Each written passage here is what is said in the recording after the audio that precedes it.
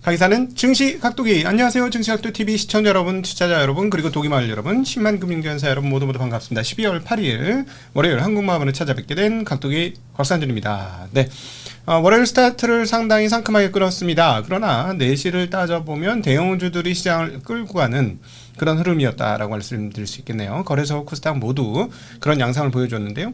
오늘 거래소 종합주가지수는 전일 대비 1.34% 54.80포인트가 올라가면서 이제 4,200에 다다른 가까운 4,154로 마감을 했습니다.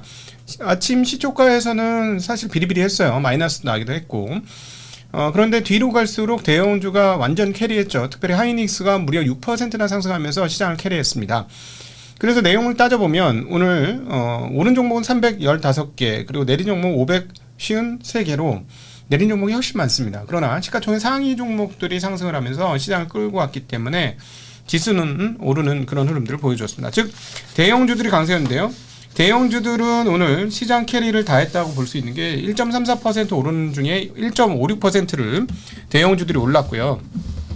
반면에 중소형주들은 오늘 마이너스예요. 예, 그러니까 오른 종목 내린 종목이 저렇게 나오는 것이다 라고 말씀드릴 수 있겠고요. 그 다음에 이제 코스닥 시장의 경우는 오늘 거래소하고 더불어서 빠질 때 같이 마이너스가 나기도 했습니다만 시초가는 좀 강했었고요. 거래도 상당히 세게 시초가에 붙었었는데 오락내락 하다가 겨우 3포인트 0.33% 상승한 927.79포인트로 마감을 했습니다. 근데 상승 종목이 2차 전지주들에 집중이 되었기 때문에 퍼센테이지가 그쪽에서 엄청나게 높은 급등을 해주어서 지수가 상승을 한 거니까 내린 종목이 역시나 많았습니다. 683종목이 오르고 938종목이 떨어지는 흐름들을 보여주었습니다.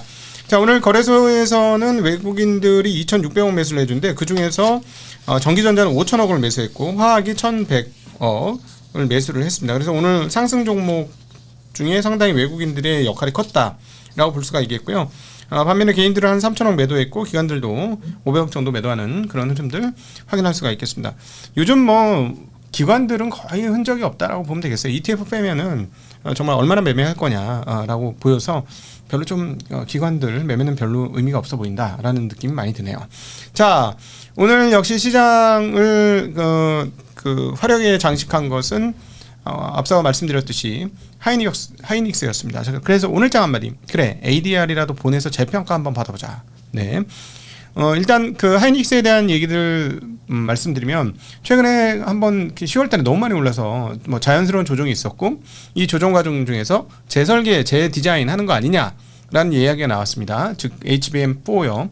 만약 그렇게 된다면 그 재설계 또는 그거라면은 그 출시 일정이 적어도 한 3에서 6개월은 더 느려진다 이런 얘기가 되는데, 일단 오늘 관련된 뉴스들은 보면 내년도에 기존보다 한 1, 2개월 늦게 출하하면서 루빈과 보조를 마칠 것이다 라는 이야기가 나왔습니다. 그래서 이 부분들은 역시나 그냥 소소하게 지나가는 것 같은 분위기고요. 이것 때문에 지금 테크하는 사람들끼리 논란이 굉장히 많았어요.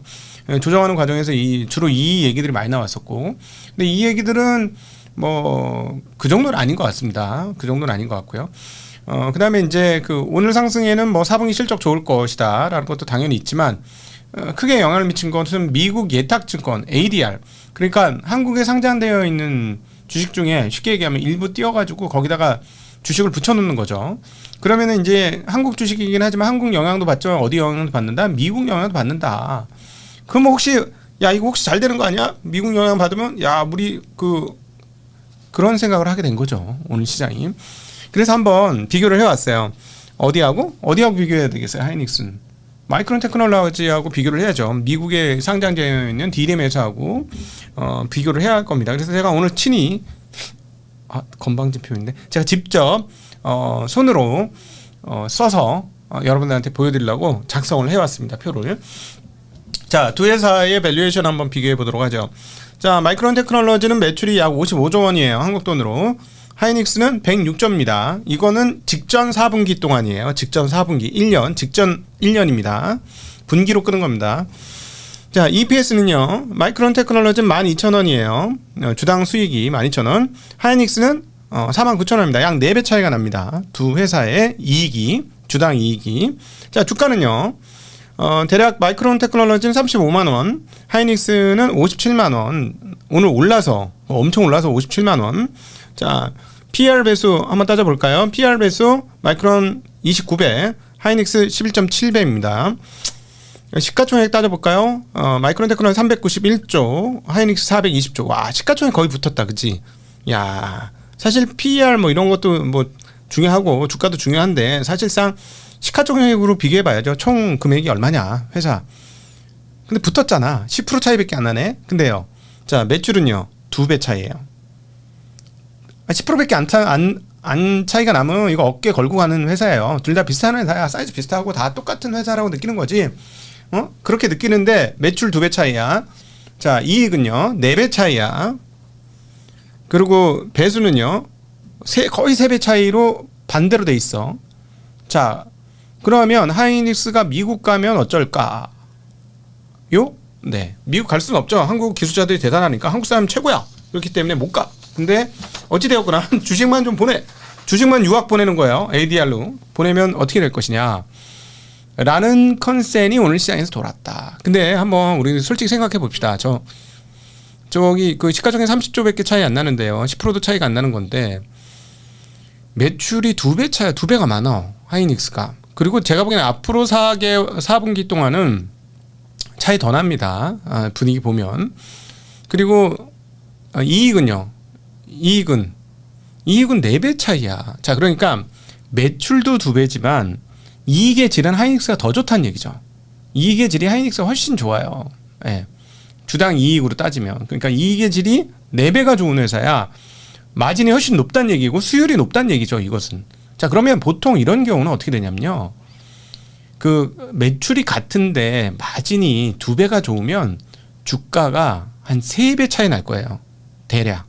한국 시장으로 봐도. 그러니까 어떤 회사 영업이익률 12% 나오는데 어떤 회사 영업이익률 24% 나와?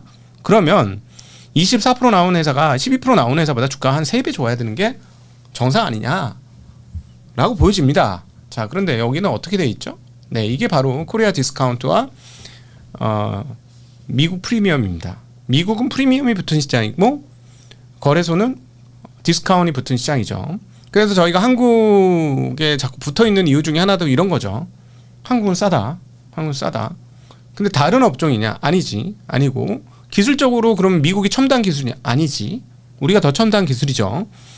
예, 좀 억울한 부분이 좀 있어요. 예. 그래서 자, ADR 가면 아무래도 마이크론 테크놀로지하고 조금 간섭이 되면서 조금 올라가지 않을까? 그러면 어떻게 되냐면요, ADR이 우리나라보다 좀 올라가면 이 아비트라지를 이용하는 세력이 생깁니다. ADR 때리고 이거 사는 거죠. 그래서 맞춰주는 거죠. 근데 만약에 자꾸 ADR이 저기 마이크론 아니 깜도 아닌 것이 자꾸 형 노릇하네 뭐 이러면서 ADR이 자꾸 올라가면 이게 같이 이건 또 팔고 이건 사고 해가지고 이렇게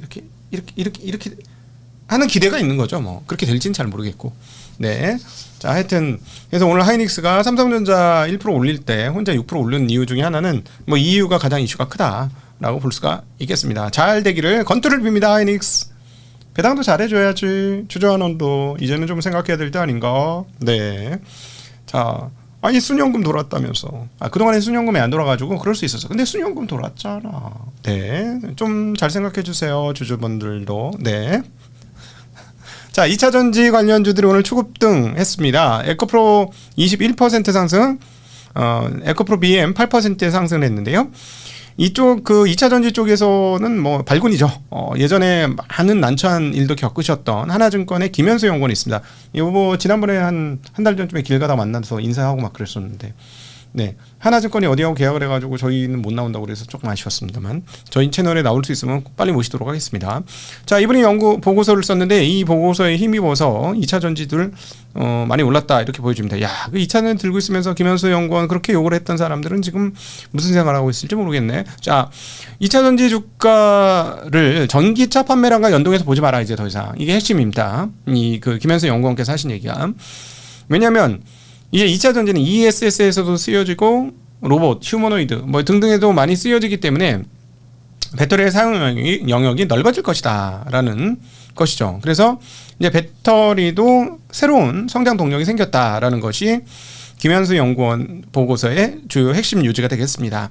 그리고 여기에다가 정부에서도 2030년까지 약 한 3천억 원의 자금을 2차 전지 글로벌 점유율 향상과 차세대 배터리 개발을 위해서 투자한다는 뉴스도 있고요. 그다음에 코스닥 활성화 대책 지금 나오고 있잖아요.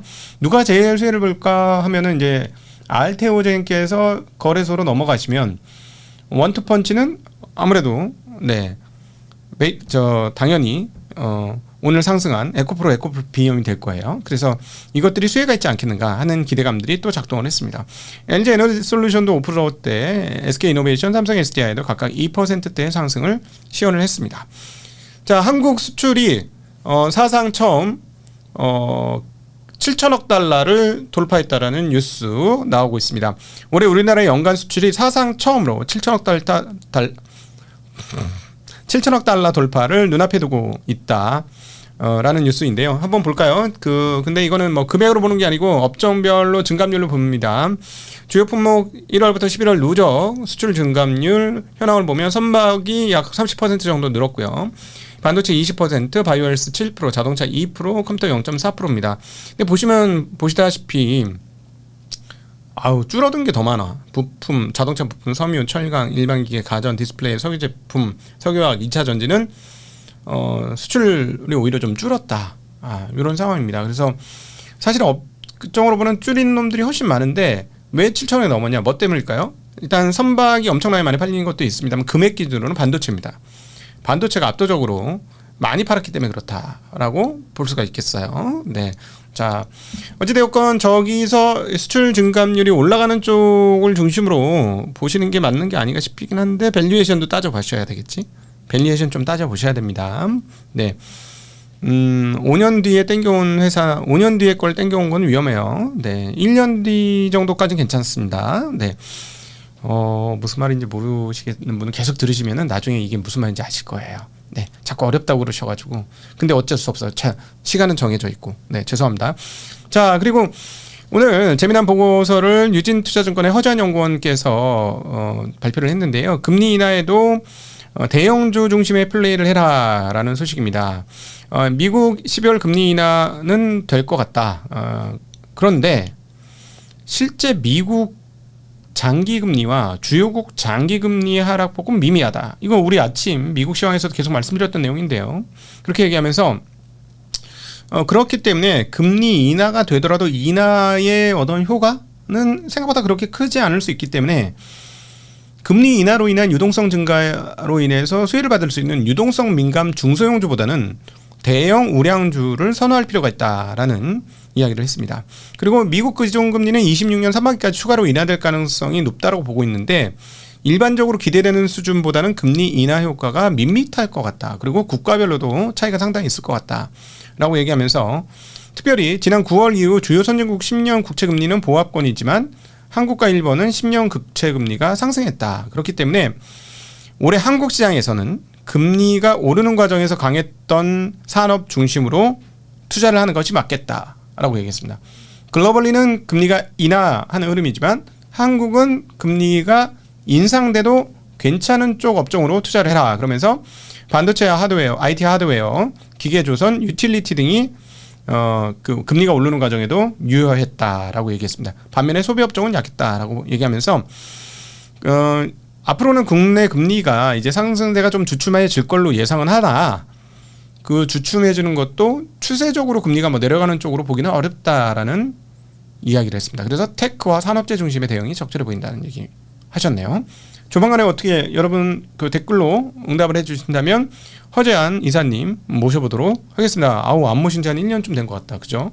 네. 자, 그리고 오늘 개인적인 픽. 자산주들 조짐이 이상하다라는 픽을 한번 가져와 봤습니다. 오늘 업종별 상승률을 보면은요. 전기전자가 오늘 하이닉스에 힘입어서 제일 많이 올랐어요. 2.86%가 올랐는데 다음으로는 금속업종이 많이 올랐고요. 그 다음에 운송 부품업종이 올랐습니다. 그 다음 유통업종이 올랐는데 유통은 오늘은 좀 궤적이 좀 다릅니다만 지난 한 주 동안 유통이 보여줬던 건 뭐냐면 자산주가 일정 부분 랠리한 것 같다는 느낌을 보여줬거든요. 근데 오늘 전기전자 외에 두 번째로 많이 올랐던 사실상 하이닉스 빼면 제일 많이 오르는 업종은 금속업종이에요. 근데 이 금속 업종이요, 어떤 업종이냐면 자산주 진짜 고리타분한 자산주가 다 모여 있는 곳이 금속 업종이거든요. 자, 오늘 많이 상승하는 회사들 한번 볼까요? 세아베스트, 금강공업, 사마알미, 에이프로젠, 다스코, 영풍, 고려아연, TC스틸, 키스코홀딩스, 포스코홀딩스, 한일철강, 한국화본 뭐 이런 것들 쭉 나와요. 뭐 NI스틸, 고려제강, 대한금속. 들어보신 기억이 잘 안 나죠? 예. 왜냐면 아무도 안 보거든요, 여기. 근데 여기 깔고 앉은 자산이 엄청나거든요. 그래서 좀 이상하다. 거기다가 지난 주 동안에 유통업종들 뭐 이런 거 올랐다는 걸 감안해 보면 지금 뭔가 조짐이 조금 이상한 게 보여요, 시장에서. 자산주들이 자꾸 꿈틀거리네요. 자, 배당소득 분리과세 이후에 나타나고 있는 현상인 걸로 추정이 됩니다. 그래서 우리 투자자분들 중에서 시간이 많으신 분들, 널널하게 난 기다릴 수 있어 라고 하시는 분들은 이런 쪽으로도 관심을 한번 가져보시면 어떨까 하는 생각이 드네요. 기다리기만 하면, 예전에는 아유 도대체 언제, 알아 싼지를 알거든. 근데 언제 도대체, 야 너 저기 그 형 몰라? 그 형 저기 거기 가서 물려가지고 10년째 거기 못 빠져나오고 있는 거 몰라? 언제 도대체. 이게 바로 한국의 자산주였거든요. 근데 약간 조짐이 이상합니다. 제 말은 반만 믿으시면 되겠습니다. 네. 10년이 15년이 될 수도 있잖아. 네. 농담이고요. 근데 약간 조금 이상해. 하여튼 지난주부터 좀 이상해. 예, 잘 보셨으면 좋을 것 같아요. 자, 오늘도 함께 해주셔서 진심으로 감사합니다. 행복한 저녁 시간 되시고 좋은 추억 만드시는 아름다운 하루. 지금 여기, 인간은 지금 여기 존재입니다. 지금 여기가 가장 중요하죠. 행복한 시간 되시길 빌겠습니다. 감사합니다. 안녕.